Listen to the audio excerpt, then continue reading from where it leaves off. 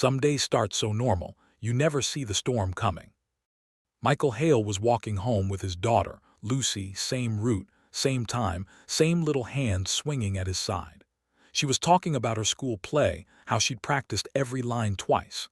He wasn't really listening, just happy to hear her voice after another long day at work. Then she stopped. Her hand froze in his. Across the street near an alley, a woman was cornered, two men closing in, their voices sharp, their faces mean.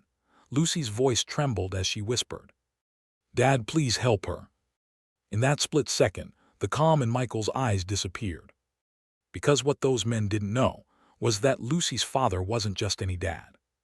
Before we continue, I just want to take a moment to thank every single one of you for being here.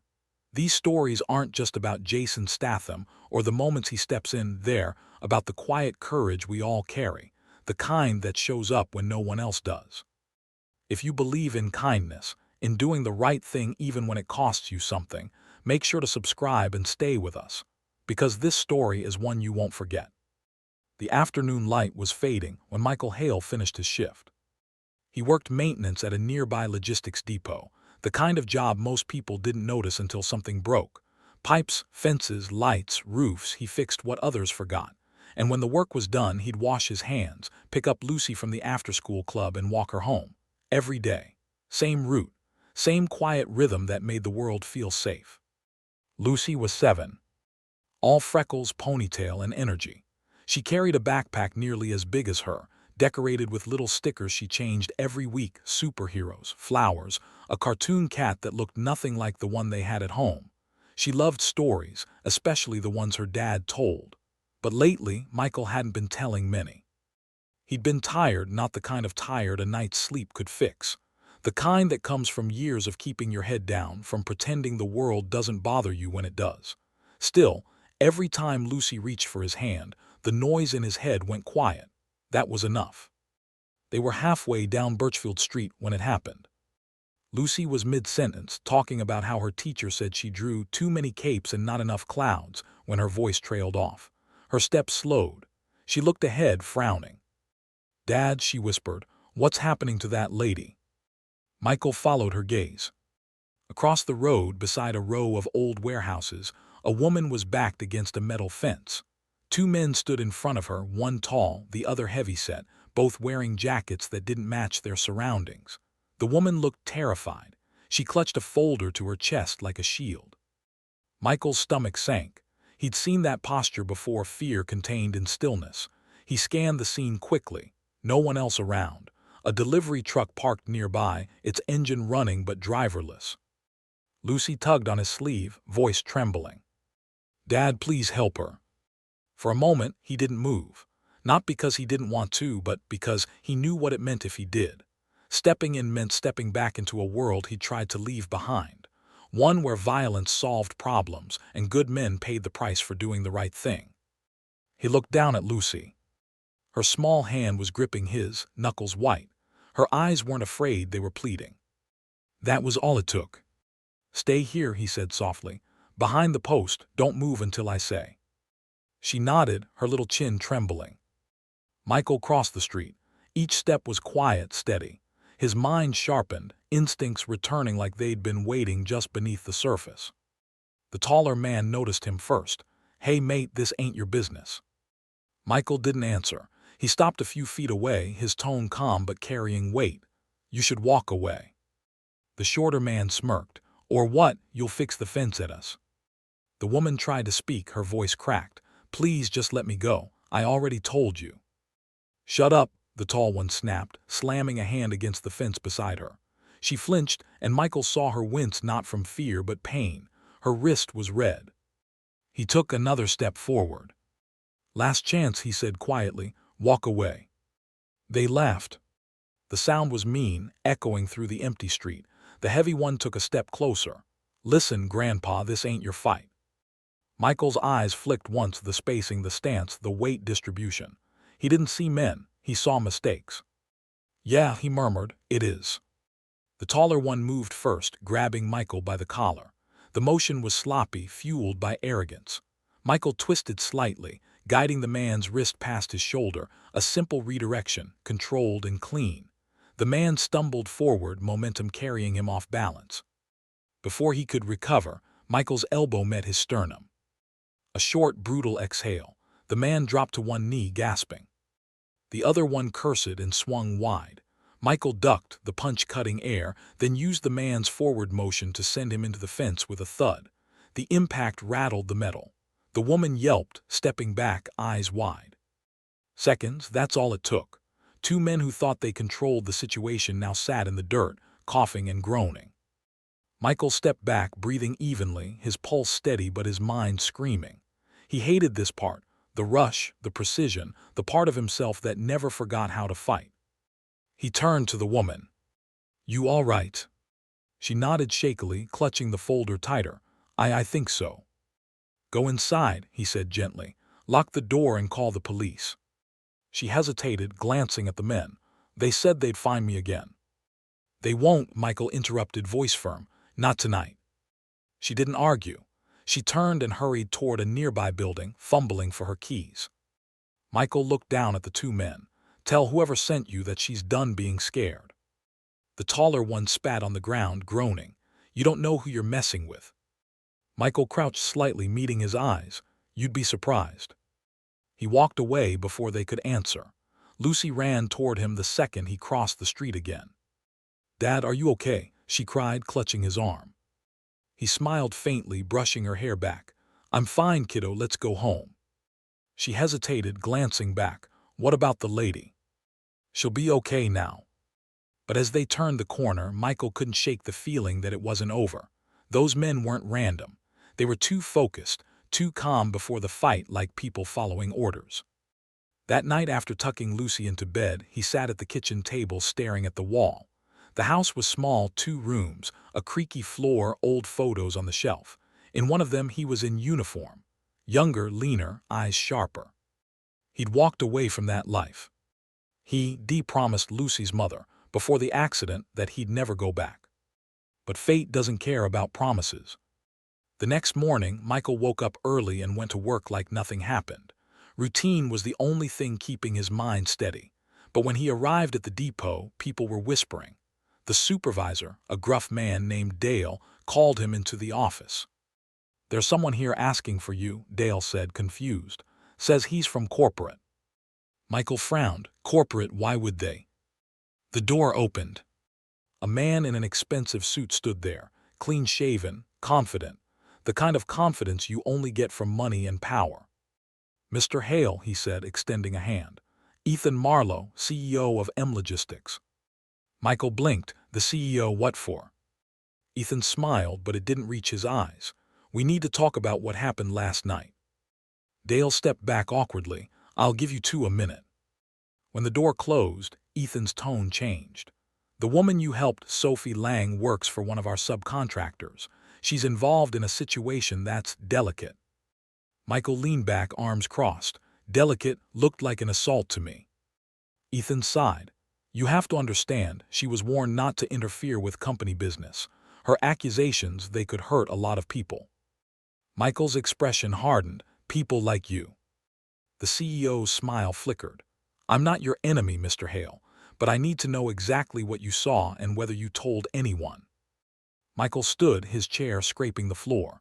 "I told my daughter to stay out of it. Maybe you should do the same." He walked out before the man could respond.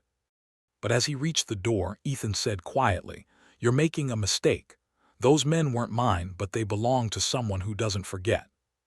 Michael paused, jaw tight, then left. By the time he got home that night, a black car was parked across the street.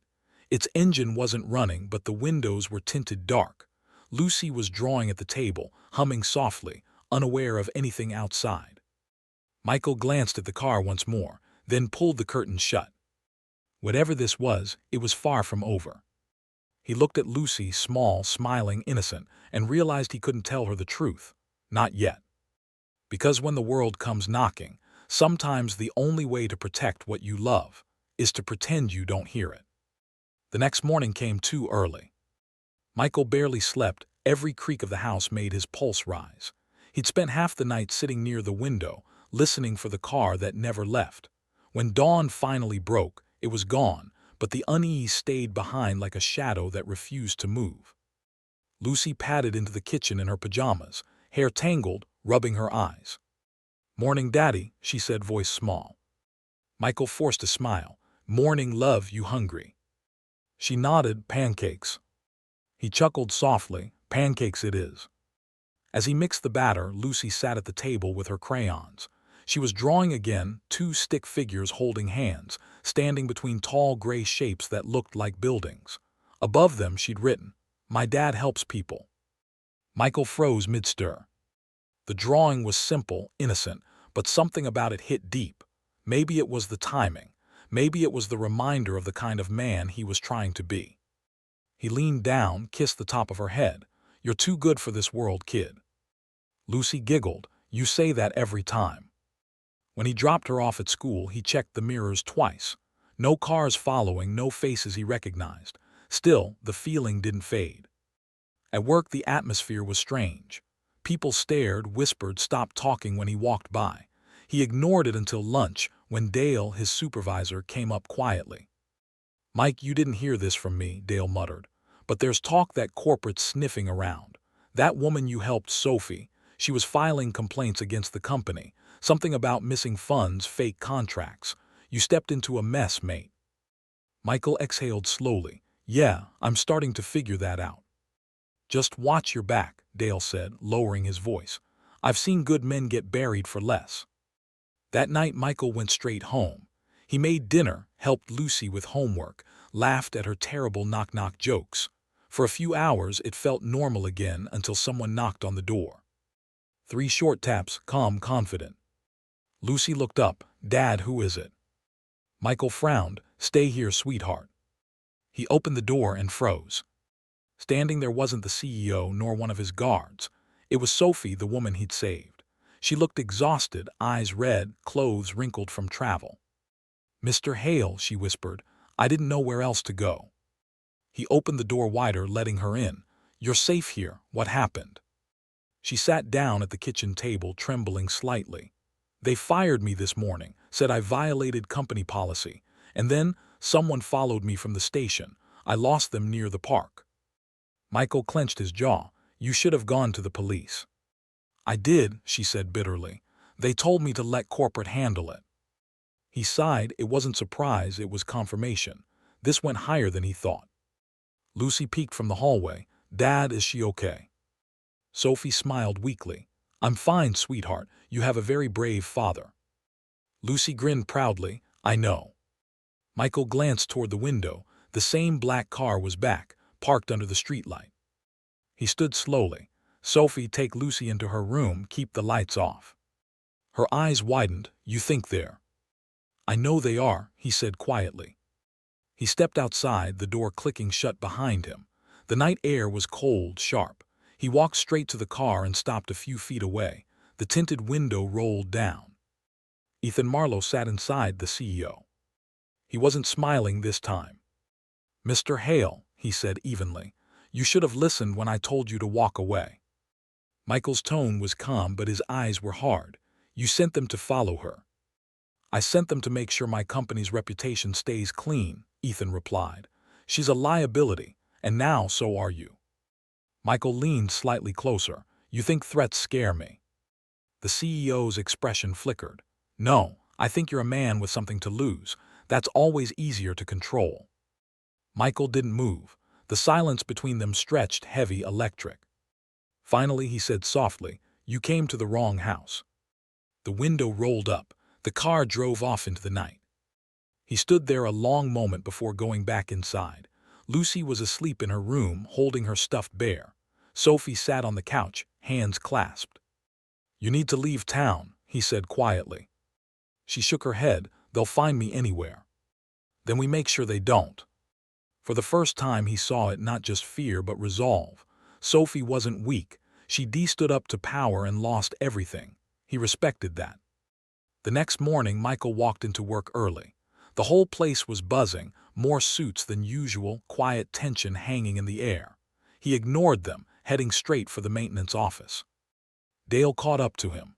"Mike, they're looking for you. 2 security guys, corporate badges, said it's about what happened last night." Michael frowned. They came here. Before Dale could answer, the door to the main office opened.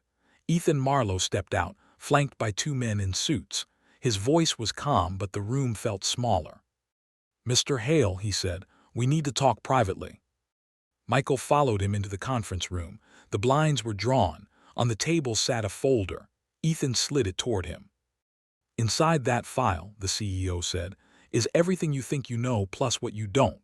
Financial transfers, contracts, whistleblower reports. It's all there." Michael didn't open it. "Why are you showing me this?" "Because," Ethan said, "you're in it." Michael blinked. "What?" "Someone's been using your employee ID to move funds," Ethan said smoothly. "A convenient scapegoat. So when this investigation blows up, you take the fall." Michael exhaled slowly. "You set me up."